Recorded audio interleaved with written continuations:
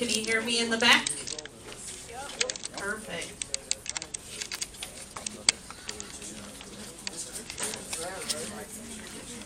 All right, we're at 5:34 and welcoming everybody here for our public forum on the wind ordinances, the changes that we anticipate making.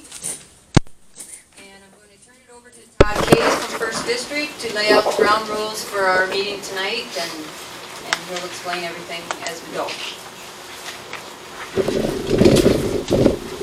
Okay, sorry my voice is shot. What we're going to be doing tonight is having a public forum to talk about proposed wind energy system regulations that the Planning Commission has been working on over the course of the summer. And really the purpose of the meeting tonight is to listen to the audience about those proposed rules and regulations. I'm going to just do tonight we'll do just a quick overview of how we got here.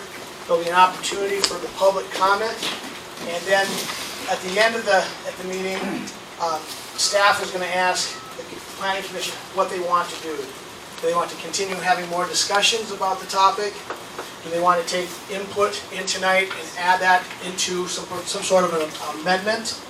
And if they want to do that, and then when do they want to start the adoption process going forward? I'm going to tweak this just a little bit.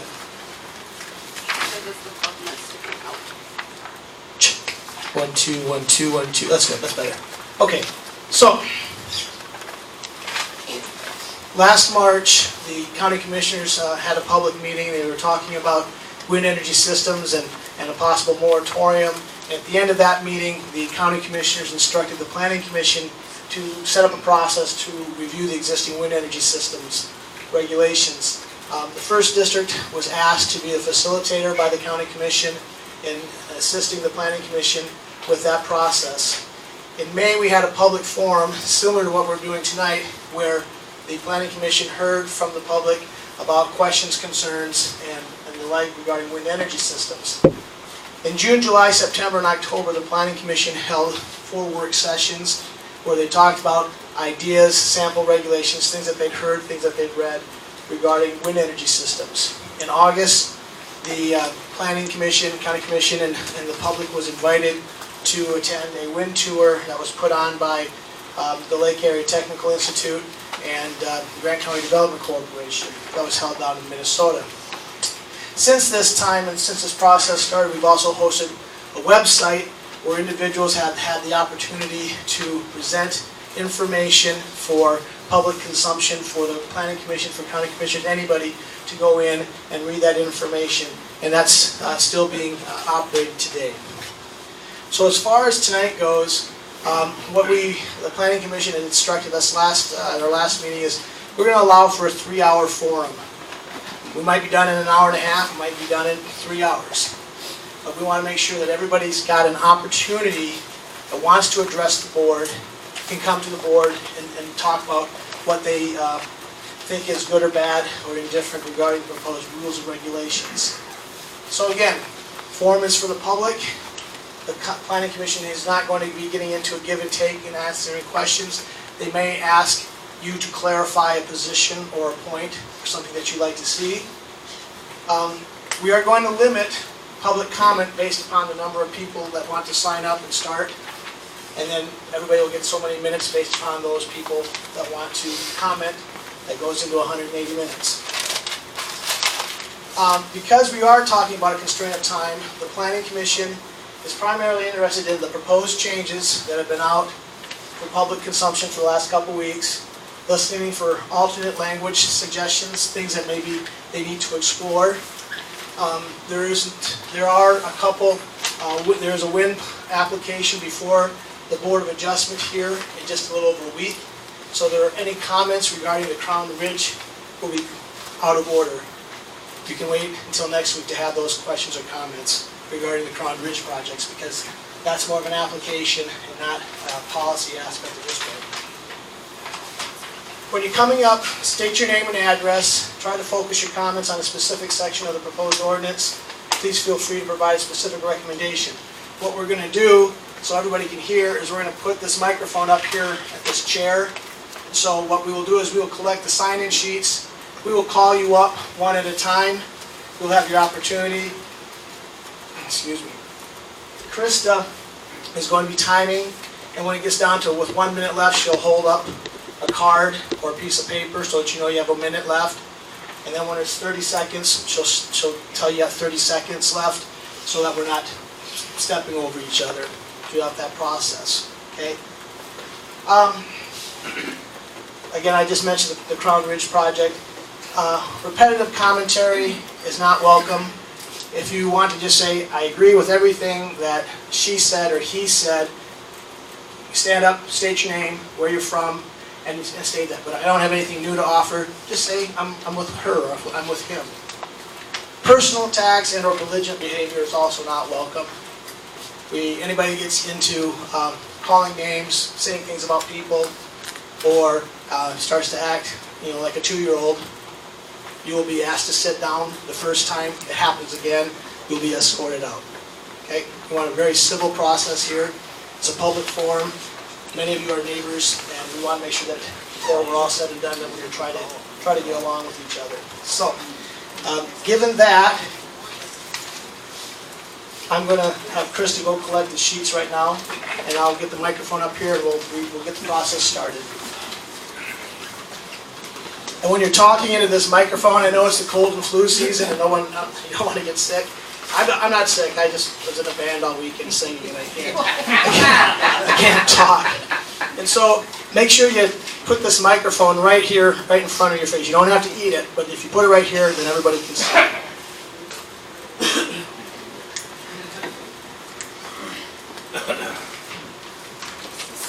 You could warm up the crowd if you want. Now, how about Kumbaya? That was good.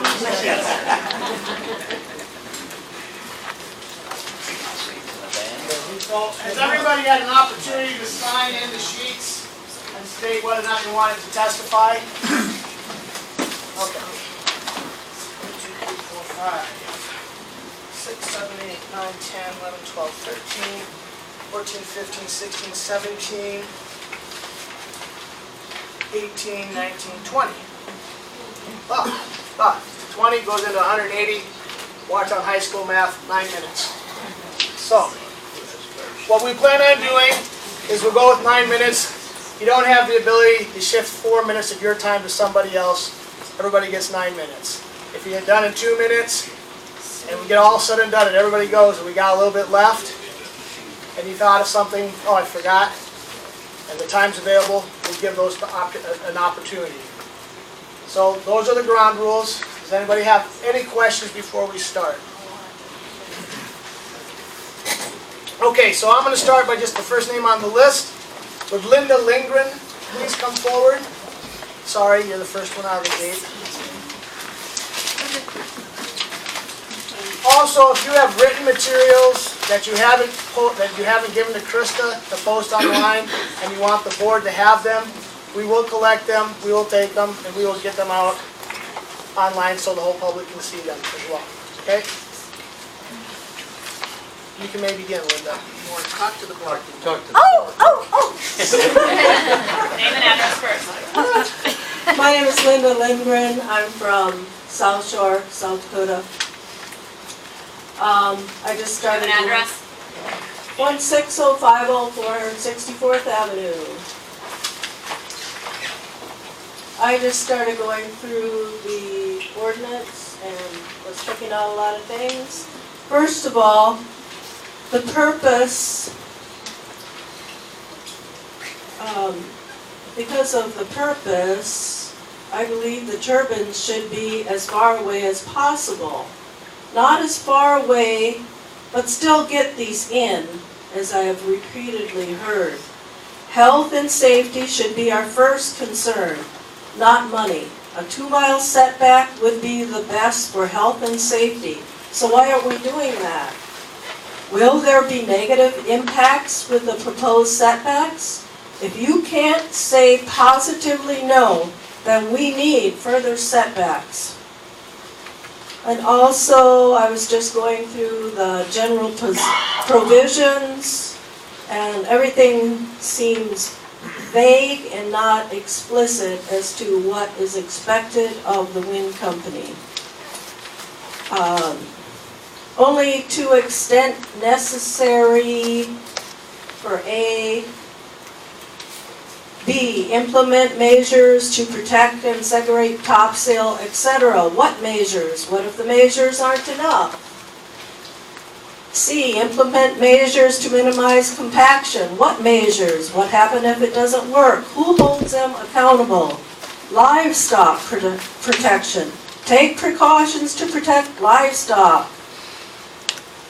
What precautions? What happens if it doesn't work? And no mention is made of loss of life of people. Who protects the people? Who pays for their life when one of these wind turbines burns down or blades fly off? Ice throw. Who pays for that? The landowner, the county?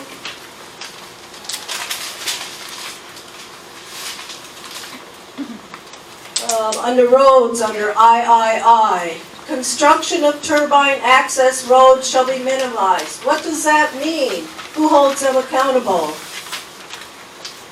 Dust, under dust, utilize all reasonable measures and practices of construction to control dust. What measures and what practices? Who determines if what they do is enough?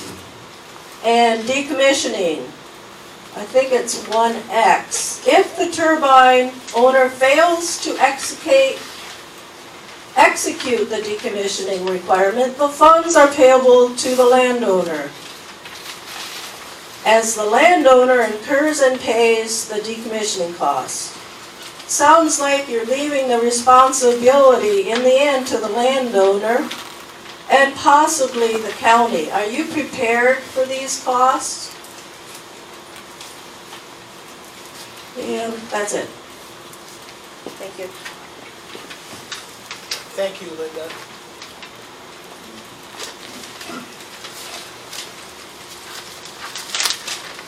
The next name on the list is Amber Christensen.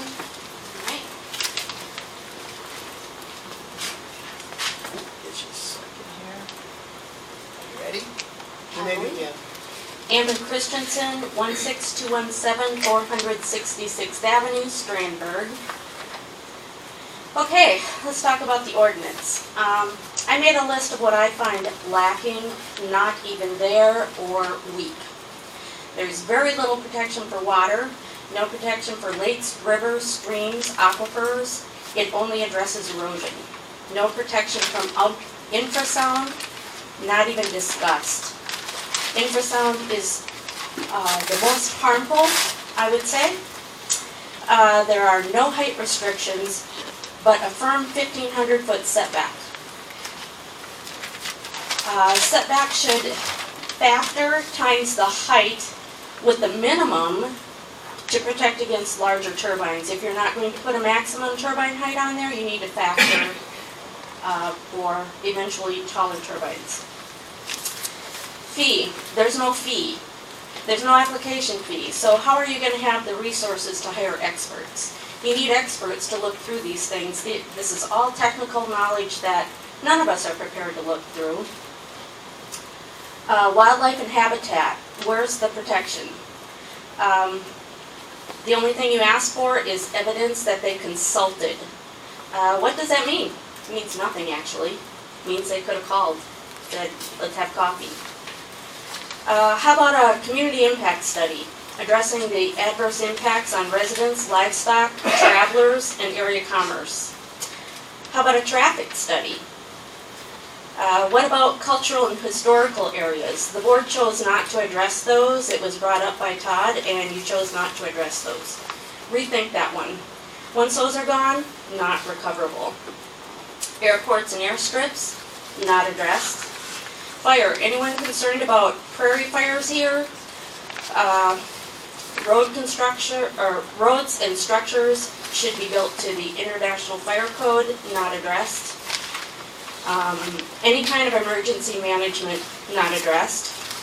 Property values, not addressed. Socioeconomic impact studies, not addressed. Viewshed impacts and mitigation, not addressed. Public safety and convenience during construction, maintenance, decommissioning. They can block roads. You have people that need to travel to get to work. So, weed control, not addressed. Nighttime DBA, reduced noise for restful sleep. Who just came out with a 40 dBA? No setbacks for parks at all. No addressing of facility and turbine maintenance or inspections to make sure that they're up, they're living up to their end and keeping things up to speed. How about an independent decommissioning cost analysis to determine the decommissioning fund? We have recent information that it's about $500,000 to decommission a turbine, and the blades are not recyclable. Where are they going to go? They're going to be breaking off, they're going to malfunction, things are going to happen, not just all at the end, but all during the entire project. Liability insurance is not addressed in your ordinance. Penalties for violations, not addressed. Turbine manufacturer safety manuals and information, so you can make a determination if they are using proper setbacks and safety, not addressed. I'd like to know where the science is on anything in your ordinance. I don't see any science. I sat through every one of your meetings and I never heard you discuss science at all. So many things were not addressed that I run out of time just trying to list them actually. We've submitted many documents for your review online, and we gave you a large packet at the very beginning. Like I said, I addressed all your meetings, and no one said, hey, we should take a look at this report. Let's discuss the sound issue. Let's discuss the infrasound issue. No one brought up anything that's been submitted to discuss it. You went off recommendations from Mr. K's, which is fine, but what about all the recommendations we gave you? I didn't hear any discussion on that. We submitted a Wyoming ordinance that is 35 pages long, and it is filled with information on how to protect the county resources, the residents, and that was never discussed. If you'd look at that, you could see how a real ordinance should be. So I'd like to know how you came up with 1,500 feet. I saw circles on a map, but no science as to how they would affect people, animals, land, just circles, so you could fit wind turbines in.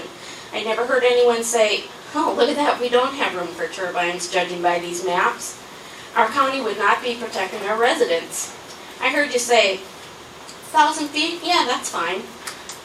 Of course, I heard the small numbers from the members of the board who are benefiting from wind directly. I heard larger numbers from someone who is actually concerned about people living in an industrial wind project.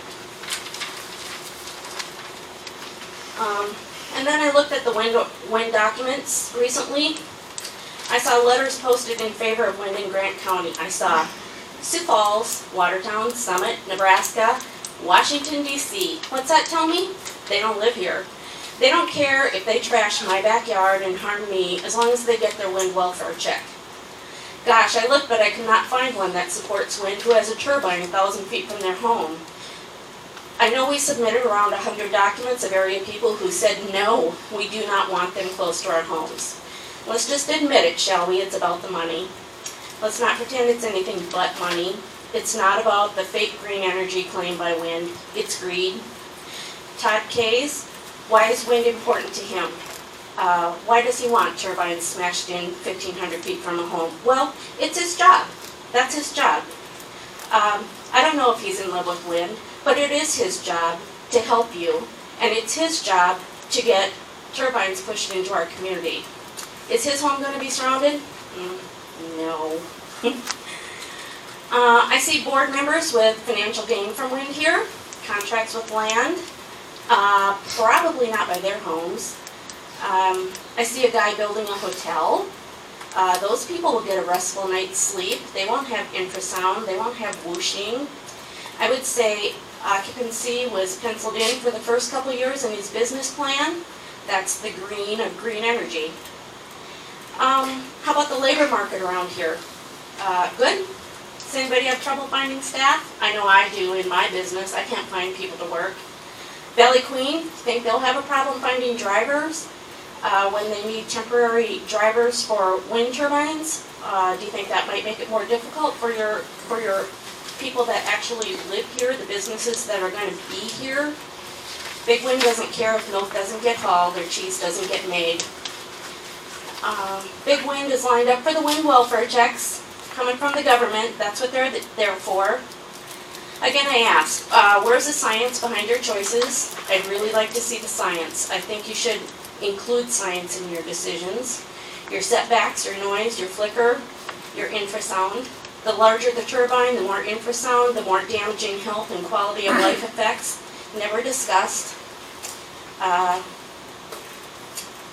want to know why we didn't have any public input at each meeting, because we really could have had a good discussion. It doesn't have to be done in a certain amount of weeks. It doesn't have to be done in a certain amount of months. We could have given you information. You could have asked us questions. I just feel like that should have happened. People didn't want to come back to the meetings because they weren't going to be heard anyway.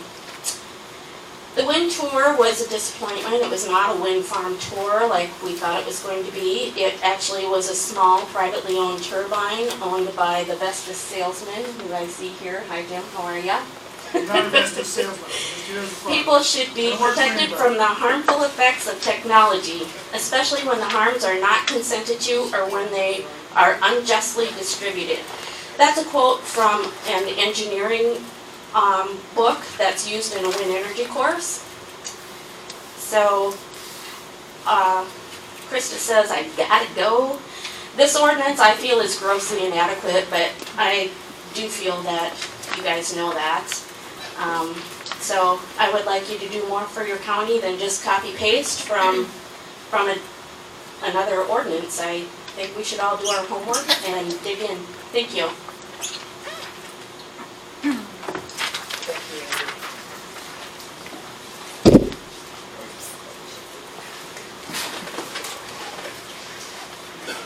The next name on the program is Teresa Kaz.